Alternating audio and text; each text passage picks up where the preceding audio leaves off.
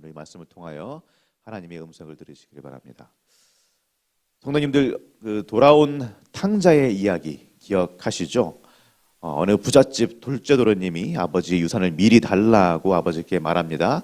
그 말인즉슨 아버지가 돌아가시지도 않았는데 유산을 달라는 것은 아버지께 빨리 죽으라, 이 말과 다름이 없는 그런 유대의 문화였습니다.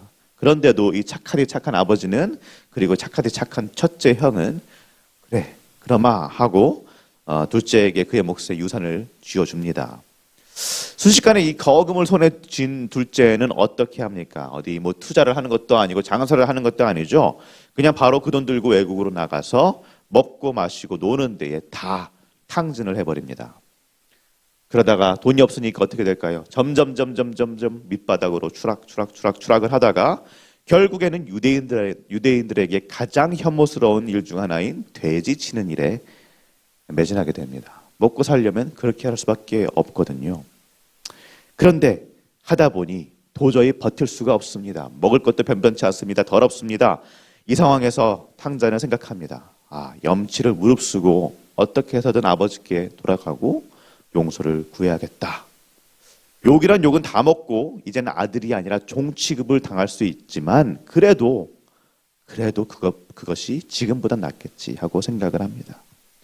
그래서 어찌저찌 터덜터덜 먼 길을 돌아서 아버지께로 갑니다. 그런데 웬걸 아버지가 야 이놈아 하면서 욕을 하며 나오시는 것이 아니라 버선발로 뛰어나옵니다. 더러워진 그를 안아주고 입 맞춰주고 그 손에 아들을 뜻하는 가락지를 끼워주고 잔치를 베풉니다. 렘브란트가 그린 그림이 하나 있는데요. 이 그림을 보시면 탕자의 모습이 어떻게 보이나요? 정말 처참합니다. 잘 보이진 않는데 보시면은 신발은 다 벗겨져 있고 옷은 다 너무 더럽고 머리는 삭발이 되어 있습니다. 유대인들에게 머리가 삭발이 된다는 것은, 몸에 털이 잘린다는 것은 치욕 중에 치욕이죠. 불명예 중에 불명예입니다. 그야말로 밑바닥에 있는 인생이라는 말입니다. 그런데 그런 이 아들을 아버지는 어떻게 합니까? 자유롭게 안아주고 있습니다. 자기 보고 죽으라고 했던 그 아들, 재산의 3분의 1을 가지고 도망갔던 그 아들을 있는 그대로 품어주고 있습니다. 자, 이렇게 드라마틱하게 정말 감사하게 돌아왔습니다. 아버지 품에 안겼습니다. 그런데 만약 이 탕자가 다시 돼지 치러 집을 떠난다라고 생각을 해보시죠. 상상이 되십니까? 말이 안 되는 일이죠. 오늘 말씀 22절처럼 정말 그야말로 개가 그 터였던 곳에 돌아가고 돼지가 그 더러운 구덩이에 도로 눕는 그런 일이지요. 이럴 일이 없습니다. 왜 그렇게 하겠습니까? 그런데 이렇게 한번 생각해 보시죠. 이 탕자가 다시 쥐엄 열매 먹으려고 돼지 치려고 돌아가는 것이 아니라, 집을 나가는 것이 아니라 집에 돌아왔더니 좀 갑갑한 거죠. 다시 아버지가 사랑해주고 인정도 받고, 그래서 아버지가 야 네가 벌써 너 몫은 유산은 다 가져갔지만 그래도 뭐 네가 쓸 돈이 있어야 되는 거 아니니? 자 여기 있다. 마음껏 쓰거라 하고 돈이라도 좀 주어줬다고 생각을 해보시죠. 축복을 해주신 거니까 축복을 주셨어요. 잘 살게 되었습니다. 그러니까 어떤 마음이 들까요? 그 찬란했던 그 순간들 언제가 생각이 날까요? 힘들고 더 아팠던 그 더러운 돼지 우리가 생각이 나는 것이 아니라 아버지 돈을 들고 아버지 집을 떠나서 가산을 탕진하면서 그냥 즐겼던 그 시절이 생각이 나는 겁니다. 그래서 야반도주를 하고 다시 한번 아버지의 곁을 떠난다. 그렇게 생각을 한번 해보시죠. 조금은 더 이해가 되실까요? 성도님들, 우리는 분명 이 돌아온 탕자 같은 사람들입니다. 세상의 수많은 유혹과 즐거움들에 빠져 살 때가 있었습니다. 세상의 방식으로 돈과 명예, 성적인 욕망들 이런 것들을 최고의 가치로 여기고 자신의 목적을 위하여 수단과 방법을 가리지 않고 남을 내 목적을 위한 도구처럼 여기고 나만 주장하던, 내 것을 주장하던, 그것만 주장하던 그런 때가 있었습니다. 잘 될 때는 즐거웠죠. 행복했죠.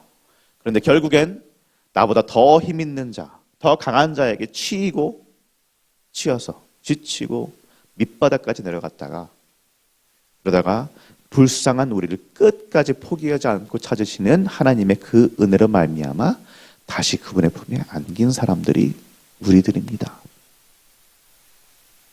그런데 그렇다고 해서 세상의 방법과 세상의 그 즐거움들이 어디로 가는 건 아니거든요. 오히려 TV만 틀면 보이고 우리의 삶에서 눈앞에 바로바로 보이는 것이 세상의 즐거움과 세상의 방식입니다. 그리고 아버지의 집과 아버지의 방식이 마냥 우리한테 즐겁고 편안한 것만은 또 아니거든요. 예수님의 방식이 어떤 것인가요? 나가 아니죠. 너입니다. 당신입니다. 내 유익이 첫 번째가 아니고요. 너의 유익이 첫 번째입니다. 그것이 우리 예수님의 방식입니다. 남을 나보다 낮게 여기고 남을 긍휼히 여겨서 원수에게 오른밤까지 돌려주고 남을 도구화하는 게 아니라 기꺼이 내가 남을 위한 도구가 되어주는 것. 결국엔 남의 생명을 위하여서 남을 위하여서 내 생명까지 내어주는 것. 그 자기 희생적 사랑. 그것이 아버지의 방식입니다. 그것이 그리스도를 따르는 자들이라고 자처하는 우리가 살아야 될 방식입니다. 이게 쉬운 게 아니죠. 쉽지 않습니다. 매일매일 성령 하나님 붙잡고 의지해야 되는 삶입니다. 매일매일 예수님 바짓가랑이 붙잡고 몸부림을 쳐야 되는 것이 바로 이 삶의 방식입니다. 그러다 보니 자칫 잘못하면 조금만 실수하면 다시 세상의 방식으로 눈이 돌리게 되고 조금만 마음을 놓으면 세상 가운데로 빠져들게 되는 것이죠. 그러나 우리 사랑하는 시흥교회 성도님들 기억하시기 바랍니다. 그리스도를 믿는다라는 것은 그 말의 함정이 어떻게 보면 있죠. 그냥 난 예수님을 믿어 하고 선포하고 끝나는 것이 아닙니다. 그리스도를 믿는다는 것은 그냥 그분에 대해서 알고 그분이 그리스도시구나 나의 구원자이구나 하고 알고 끝나는 것이 아닙니다. 예수님이 처음 자기 사역을 시작하실 때 맨 처음 사역 시작하실 때 어떤 메시지를 전하셨습니까? 어떻게 말씀하셨나요? 마가복음 1장 15절에서 선포하신 것 첫 선포입니다. 하나님의 나라가 가까이 왔으니 회개하고 복음을 믿으라 라고 말씀하셨죠. 회개, 메타노이아, 헬라어 메타노이아 많이 들으셨겠지만 이 말씀은 무슨 말인가요? 돌아서라는 말이죠. 돌아서라는 말입니다. 지금까지 가는 방향으로 가지 말고 이 방향으로 다른 방향으로 세상의 방식이 아니라 하나님 나라의 방식으로 그 방법으로 삶을 살아내라는 말입니다. 그것이 마냥 편하지 않을 수 있죠. 내 이득을 때때로 내려놔야 될 때도 있습니다. 아니 손해를 봐야 될 때도 있겠죠. 그러나 종국에는 우리 하늘 아버지의 그 품 안에 있을 때 참 평안이 있고 참 행복이 있는 줄로 믿습니다.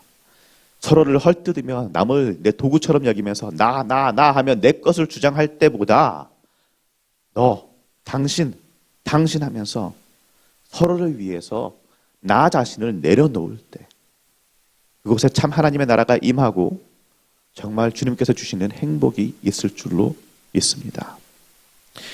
내가 내려놓는 만큼 남도 내려놓지 않는다고 실망하실 필요 없습니다. 내가 이렇게 내려놨고 내가 이렇게 남을 배려했는데 왜 나를 인정해 주지 않고 왜 나를 오히려 헐뜯느냐 화낼 것도 없습니다. 이상하게 여기실 거 없어요. 우리 주님도 훨씬 더 심하게 당하셨습니다. 예수님은 결국 십자가에 죽기까지 하셨지 않습니까? 우리는 우리를 위하여서 십자가에 죽으신 그 예수님의 손에 몇 번 이것도 못을 박는 사람들 아닌가요? 그러니 성도님들 세상의 방식과 그 삶의 눈이 다시 갈 때마다 그분께서 우리에게 주신 것, 그분께서 주신 그 자기 희생적 사랑 다시 한번 생각하고 기억하시기를 바랍니다. 그리고 성령 하나님 의지하며 예수님 바짓가랑에 붙들고 하루하루 하나님의 나라의 방법으로 어떻게 해서든 이 세상의 방법이 아니라 하나님의 나라의 방법으로 이 삶을 살아가시는 우리 성도님들 한 분 한 분 되시기를 우리 주 예수 그리스도의 이름으로 축복합니다. 이제 말씀을 생각하시면서 기도하시겠습니다.